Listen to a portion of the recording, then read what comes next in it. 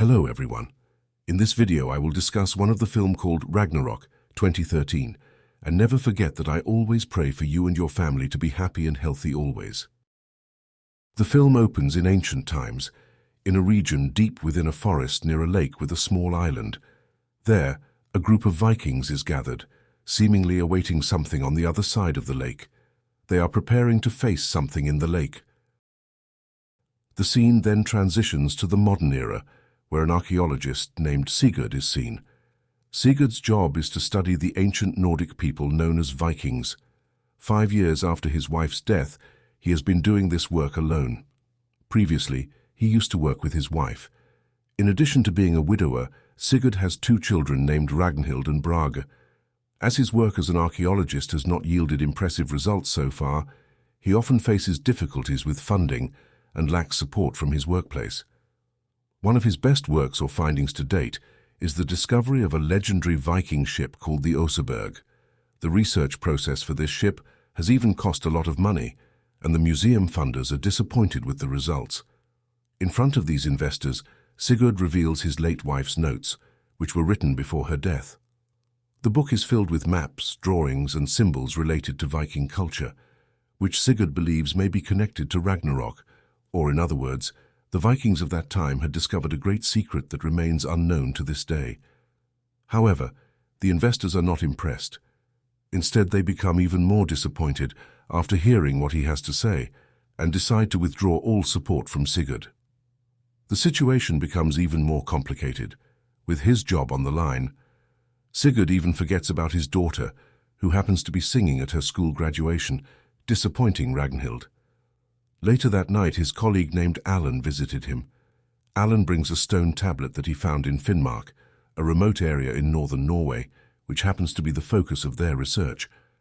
From Sigurd's initial observations, he realizes that the writing on the stone is not a word but rather a code. Additionally, Sigurd manages to identify a symbol in the middle of the stone, which reminds him of something he found on the Oseberg ship. They then go to retrieve the remaining artifacts from the Oseberg ship at the museum.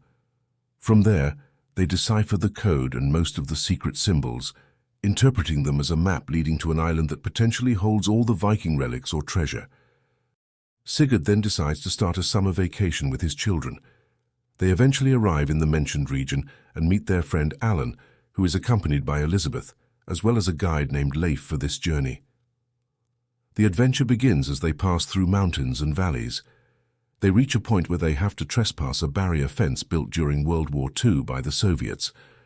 Despite the warning signs prohibiting entry, they still decide to proceed. Eventually, they arrive at a lake, which appears to be the only lake in the vicinity. Sigurd identifies it as Odin's Eye, the same lake visited by the Vikings in the earlier incident. They start crossing the lake, using a raft to reach the small island situated in the middle of the lake. Upon reaching the island, they further explored its depths. At one point, Sigurd's daughter Ragnhild discovers a barrack left behind by the Soviet army, while his son Brage finds a large cave leading downward with a significant diameter. The group descends into the cave using ropes until they discover another chamber. By chance, Alan finds a Viking helmet and various other artifacts, such as metal objects. Sigurd and Alan are thrilled with these discoveries as they confirm the presence of Viking remnants on the island. Meanwhile, Brage finds 2 round objects resembling eggs near shallow water in the cave. Curious about the eggs, Brage takes them and keeps them in his backpack. Before finding the eggs, Brage had shouted to his father, which caught the attention of their tour guide, Leif. Intrigued, Leif tries to find out what Brage discovered. However, accidentally, Leif steps on and breaks one of the eggs. While Sigurd and his companions celebrate the Viking discoveries, Leif suddenly points his weapon at them. It turns out Leif doesn't want to give the discoveries to Sigurd and the others. Greedily, Leif takes all the findings and leaves the rest behind, leaving everyone stranded in the cave. Believing he has obtained the treasure, Leif hurriedly sets off to leave the island. Using the raft, he starts paddling to reach the opposite shore. Little does he know something is lurking in the depths of the lake. Unbeknownst to him, the parent of the egg he stepped on is now watching him from within the lake's depths, leaving him unaware of the sticky slime from the broken egg on his shoe. Returning to the cave, since they have no other choice, Elizabeth desperately tries to climb the cave wall. Eventually, she manages to reach the top. Using a rope, Elizabeth then helps the others climb out. Since they don't have any means of transportation to cross back, Sigurd decides they will spend the night on the island and build a new raft the next morning.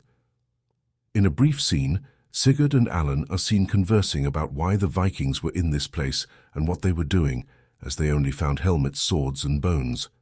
They wonder where the treasure is. By accident, Alan discovers a fang embedded in a fossilized skull while examining it. This discovery surprises Alan, and Sigurd also wonders what happened. Due to this finding, Sigurd and Alan decide to venture back into the cave. Meanwhile, Elizabeth, Ragnhild, and Brage are seen sleeping in the barrack, unaware that the eggs in Brage's backpack have hatched. The scene shifts to Sigurd and Alan, who have entered the cave. After further exploration, they make a shocking discovery and realize that the cave contains no treasure at all. Instead, they find a mass grave. Through his late wife's book notes, Sigurd theorizes that the cave may be inhabited by ancient giant creatures that have lived for thousands of years. Furthermore, they find the skull of a Soviet soldier, indicating that they are not the first ones to investigate what happened to the Vikings. Suddenly, a terrifying sound echoes throughout the cave. Sigurd and Alan try to hide, and from their hiding spot, they witness a gigantic serpent. Meanwhile, inside the barrack, a baby serpent appears, waking Brage and Ragnhild from their sleep. Quickly, Elizabeth, who is also awakened, manages to capture the serpent and put it inside a box. The baby serpent seems to cry, and the effect of its cries sends vibrations through the cables, which then travel into the water. As a result, the parent serpent tries to save its offspring by pulling the barrack into the lake. Elizabeth and the children almost fail to save themselves.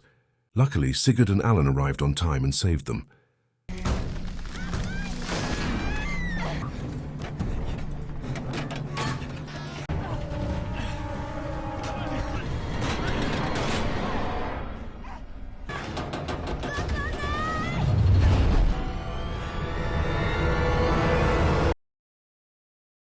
After the incident ends, they try to gather anything they can use to leave the island.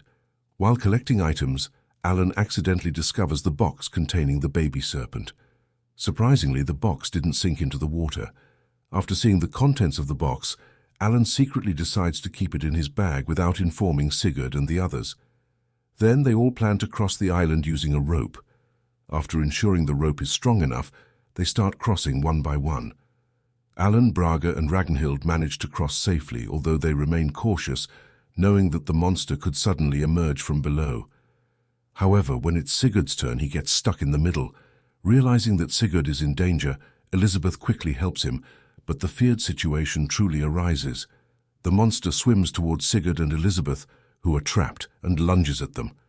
Fortunately, they manage to escape.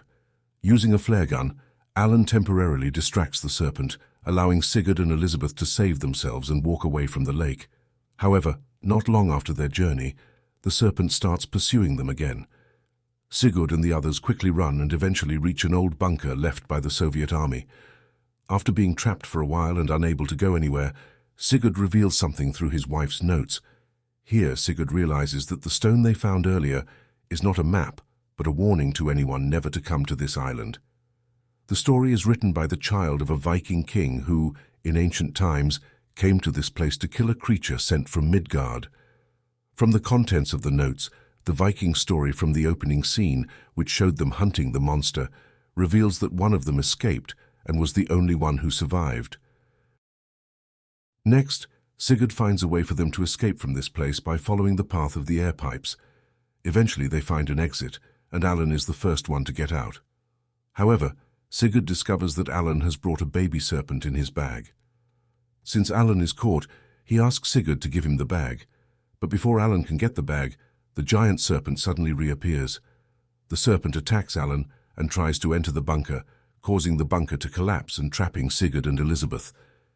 In summary, the two children manage to save themselves and hide inside a locker. Ragnhild asks her sibling to stay quiet and calm. The giant serpent successfully enters the bunker and appears right in front of them.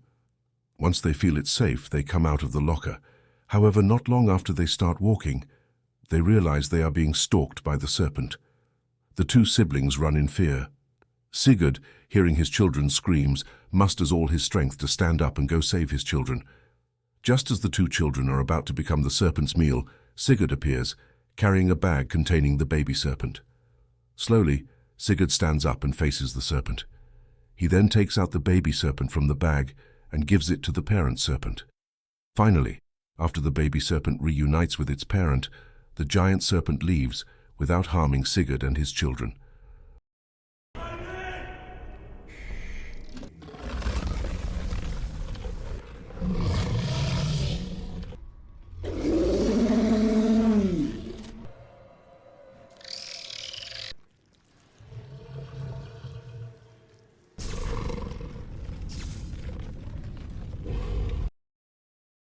Afterward, the three of them approach Elizabeth and discover that she is still alive.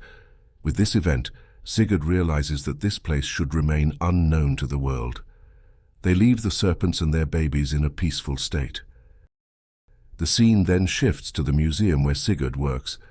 Sigurd decides to quit his job as an archaeologist and takes up a new job as a history teacher. Sigurd plans for a long vacation in Spain with his two children and his new partner, Elizabeth. With that, they bury a secret forever, and the story comes to an end. And that's it for the story series of this film. Thank you for watching. Don't forget to support this channel by subscribe, like and share. See you in the next video. Goodbye.